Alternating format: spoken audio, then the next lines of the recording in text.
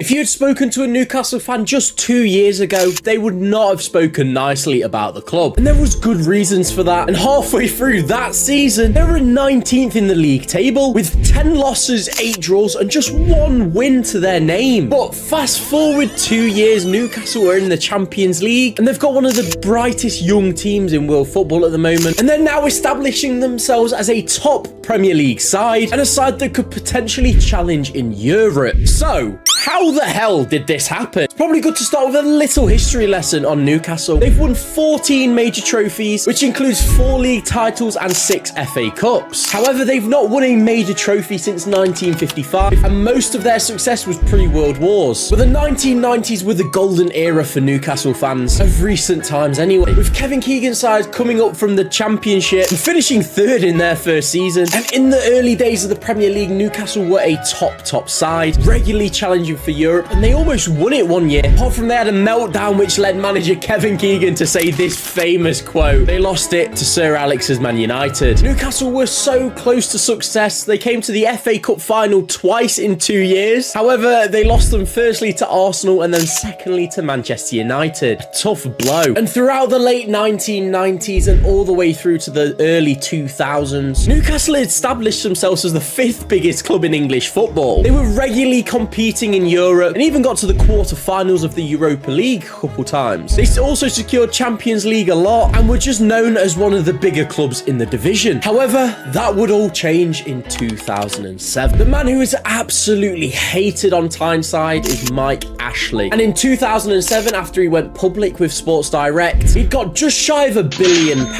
And as normal, every football fan's dream is to buy a football club, and it's exactly what Mike Ashley did. He also thought buying a football club was a good way to get cheap advertisement and also expand his brand overseas. He ended up spending £130 million to buy the club after the old owners realised they couldn't afford to keep up with the likes of Man United and Chelsea, who were regularly splashing the cash at the time. But things actually went so well for Mike Ashley in the beginning. This famous clip from his first game of him sinking a pint, the Newcastle fans absolutely loved him as he was so down to earth. He was regularly seen wearing his Newcastle shirt out, chugging pints with fans, and after games he was regularly seen in the Newcastle bars getting absolutely bladdered. However, it soon turned sour, with Mike Ashley's first manager Kevin Keegan, a club legend at Newcastle, only resigning 9 months after he got the job. And it was clear that he was not behind the transfer business. And this is where the cracks started to show. And this season was the turning point for Newcastle United. After a last-ditch hope of getting Alan Shearer back into the club, a club legend, to try and motivate the players, he ended up winning just 1 of his final 8 games. And for the first time in 17 years of Newcastle's history, they were relegated to the 2nd tier of football. But one thing is for certain, Mike Ashley is not stupid. He realised that the money in the Premier League compared to the Championship was night and day. And you actually got about 35 times more revenue in the Premier League than the Championship at the time. So Newcastle's first season in the Championship, they pissed the league and won it by 11 points, with a certain teenage superstar Andy Carroll leading the line. And if you remember what I said earlier, one of the reasons Ashley ended up buying Newcastle was for cheap advertisement. Mike Ashley renamed the famous St James's Park to the Sports Direct Arena. Now this caused an absolute outroar with the fans, as most saw it as just cheap advertising. And when it came out he was only paying £1 million a year for that advertising, the fans were furious. Now it's not new for owners to sponsor their stadiums. Look at Man City with the Etihad. However, Man City's owners actually overinflated the price, and that's why they're in FFP trouble. Whereas Mike Ashley did the total opposite and deliberately undervalued the sponsorship deal, and this is what angered fans. It's also probably a good time to tell you to like and subscribe to the channel if you are new. I want to hit 100k by this time next year. However, with all the dodgy dealings behind the scenes, the team were actually doing really well on the pitch. Under the guidance of Alan Pardew, he got them to a 5th place spot and got them into the Europa League with the likes of Hatem Ben Arfa and Johan Cabaye. And who can forget Fabrizio Colaccini? What a baller. However, the season after, they almost got relegated due to the lack of investment within the playing squad. And unfortunately for Newcastle fans, during this time, that was a regular occurrence under the Mike Ashley era. Mike Ashley got so petty that Alan Shearer called him out on TV. So what did Mike Ashley do? He renamed the bar that was dedicated to Alan Shearer just out of spite. After a couple years of flirting with relegation, Newcastle were relegated in 2016. However, there was a slight little bit of hope. Mike Ashley had employed Rafa Benitez, a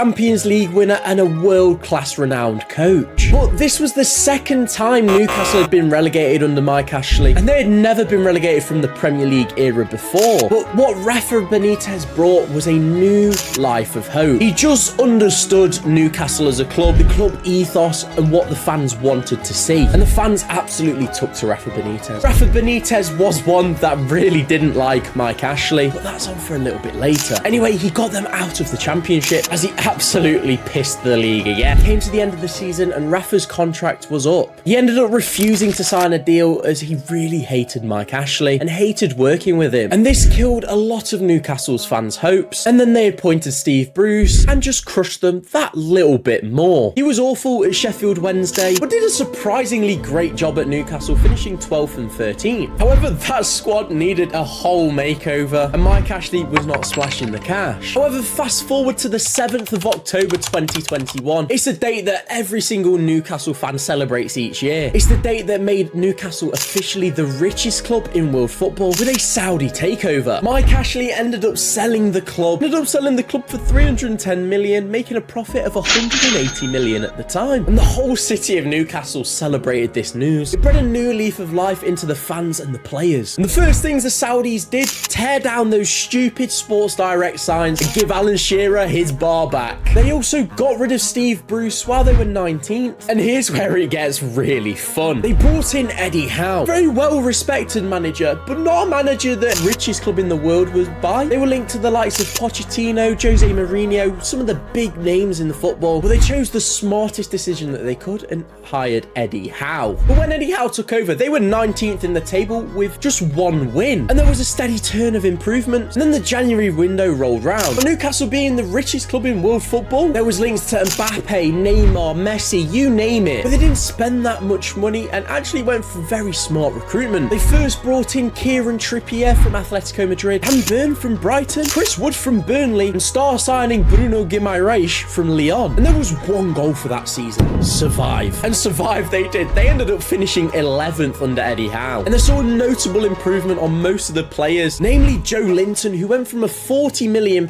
flop of a striker into one of the greatest midfielders in the Premier League. And following on from that smart recruitment came the summer. Again, they were linked with all the big names, and they ended up buying Nick Pope from recently relegated Burnley, Matthew Targett, who was already on loan, Sven Botman for £37 million from Lille, and the big money signing was Alexander Isak, an exciting striker linked with Arsenal previously. Spent about 130 million, and they've been getting the results on the pitch. They reached the Carabao Cup final and unfortunately lost to Manchester United, filling out St James's Park every week and creating an amazing atmosphere. The toxicity days of Mike Ashley are long behind them. Last season, they finished 4th in the league and secured Champions League for the first time in what feels like forever. They're playing some fantastic football. They're bringing through some incredible youngsters like Elliot Anderson, Harrison Ashby, Anthony Gordon, who they paid £40 million from Everton. After this 4th place finish, Newcastle had gone up another level. Again, there were Mbappe talks, even Messi, he was leaving on a free. But Newcastle have gone very smart with their business again this summer. They ended up shifting Chris Wood for £15 million to Nottingham Forest. They brought in Tino Livramento from Southampton. He's a quality young right back and is definitely good enough to fill Trippier's boots. Bought Harvey Barnes from Leicester, who's actually just scored on his debut against Aston Villa. And the big signing this summer is Sandro Tonali, the Italian international, again, who has just scored on his debut. They could be facing the likes of Real Madrid, Barcelona, and Europe's elites again. And honestly, it feels great for them to be back. They've got one of the best managers in the Premier League in Eddie Howe, some of the best players in the Premier League, and the way it all combines together is beautiful to watch at times. And under the management of the Saudis, I can see Newcastle challenging for that Premier League title soon. I actually mentioned Mbappe to Newcastle in this video here. I hope you all have a great rest of the day.